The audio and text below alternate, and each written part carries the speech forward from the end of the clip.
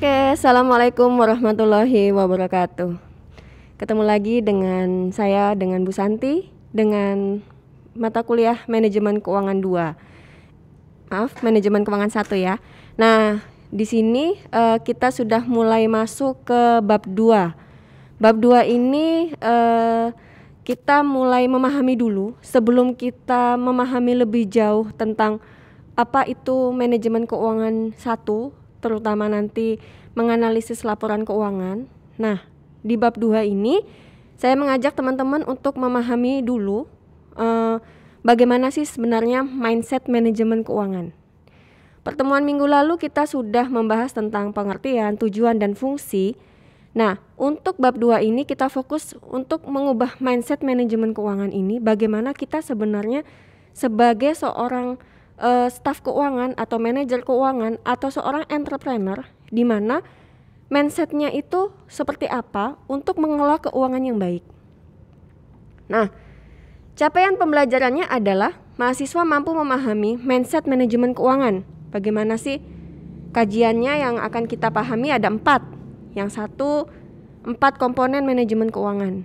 Kemudian yang kedua, mampu memahami kesalahan fatal sebagai seorang manajer keuangan. Yang ketiga, bagaimana tips dan triknya manajemen keuangan. Kemudian yang keempat adalah bagaimana memahami best practice sebagai manajer keuangan ya.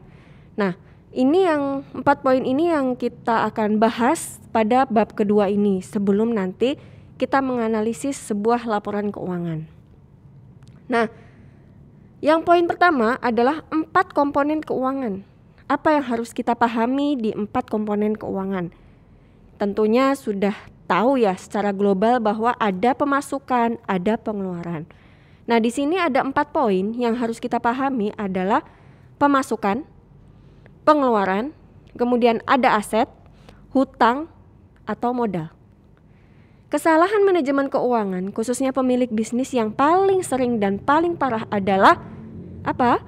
Mencampur adukan keempat komponen keuangan ini. Mana pemasukan, nggak dicatat. Ada pengeluaran baik pribadi atau pengeluaran perusahaan tidak dicatat. Ada aset, ya udah dipakai saja tanpa mencatat. Hutang dan modal dapatnya dari mana juga tidak dicatat. Nah, ini adalah 4 kesalahan manajemen keuangan yang harus kita ketahui. Kalau pengeluaran, bisa jadi pengeluaran itu adalah jangka pendek, bahwa saat itu ada pengeluaran saat itu juga. Sedangkan aset adalah apa yang kita punya untuk jangka panjang.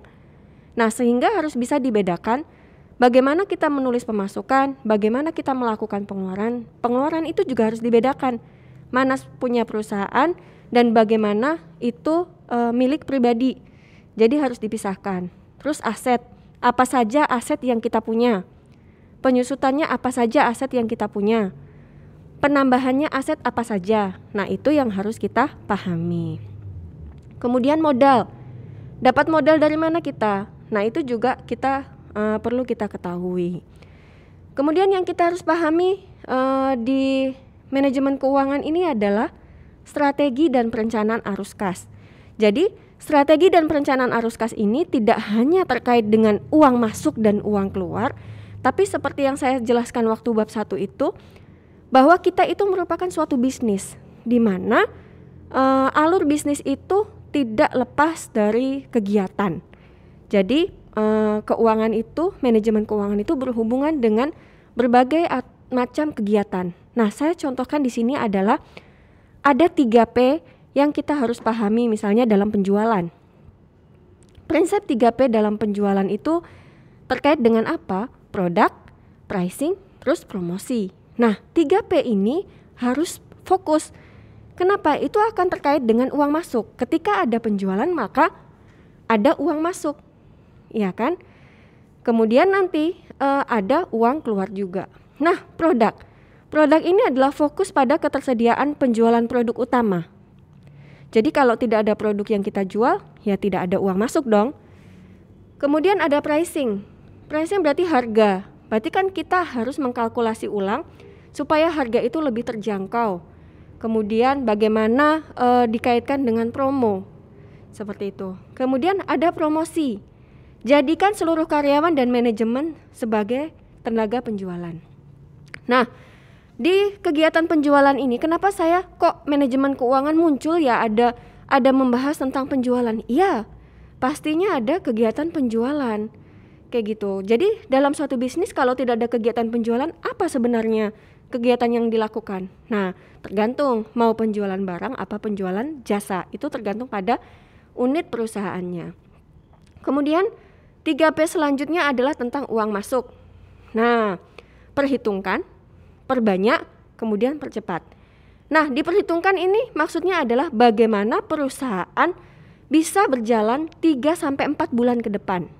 Nah, itu yang harus kita bisa kalkulasikan ya, menghitung supaya perusahaan itu aman ketika misalnya 1 bulan atau 2 bulan tidak ada pemasukan. Nah, sehingga di sini bagaimana upayanya 3-4 bulan itu aman. Kemudian perbanyak, yaitu tambahkan kegiatan yang bisa menambah uang masuk. Nah, misalnya penjualannya kalian belajar di manajemen pemasaran ya, gimana menghasilkan produk yang kreatif, yang inovatif, yang menarik masyarakat. Nah, sehingga bagaimana perusahaan itu melakukan kreativitasnya supaya bisa menambah uang masuk. Seperti itu. Kenapa? Kalau tidak ada kreativitas, monoton seperti itu, ya udah, berarti kan uang masuknya juga biasa. Sehingga ditambahkan misalnya volume penjualan atau barangnya ditambah diversifikasi sehingga ada pengembangan produk yang dijual. Kemudian gimana percepatan? Membuat termin pembayaran yang lebih pendek, lakukan penagihan yang lebih aktif, dan berlakukan sistem uang di muka. Jadi ketika menjual, terus yang membeli itu melakukan ada utang piutang seperti itu, maka lakukan pembayaran dengan sistem uang di muka. Sehingga uang itu berputar dengan baik, tidak hanya ketika menyerahkan barang kemudian tidak ada pembayaran sehingga nanti malah mandek gitu. Ketika ada penagihan utang malah berhenti. Terus yang ketiga adalah prinsip 3P uang keluar, perketat ya. Double cek kembali pengeluaran yang harus dibayarkan.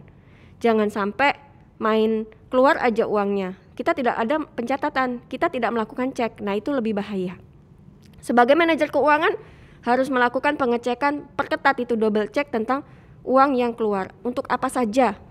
Apakah memang sesuai dengan perencanaan yang telah kita lakukan? Kemudian perpanjang, negosiasi ulang termin pembayaran ke pihak ketiga. Misalnya kita melakukan pembelian, kita negosiasi tentang sistem pembayarannya, ya. Jadi ada tempo pembayaran yang lebih panjang kepada pihak ketiga sehingga uang yang masuk ketika sudah ada yang uang diterima, kemudian uang yang keluar pun ada termin pembayaran yang agak panjang. Kemudian perkecil, misalnya beli inventory secukupnya, ya. Paket internet kantor juga harus dilihat juga sesuai dengan kebutuhan. Kemudian pilihlah vendor yang sesuai dengan harga yang murah. Jadi sebenarnya bukan murah saja sih, sebenarnya harusnya yang berkualitas juga. Namun kita harus mempertimbangkan bagaimana sih sebenarnya pemilihan vendor yang tepat dalam aktivitas kegiatan dalam operasional perusahaan. Mungkin itu 4 komponen ya yang tadi yang saya bilang kita harus perhatikan. Apa saja 4 komponen keuangan yang harus kita perhatikan sebagai manajer keuangan. Kemudian strategi dan perencanaan arus kas yang baik, mulai dari penjualan, uang masuk, dan uang keluar. Mungkin itu dari saya yang untuk sub bagian yang 4 komponen. Kita lanjut lagi berikutnya ke termin selanjutnya. Wassalamualaikum warahmatullahi wabarakatuh.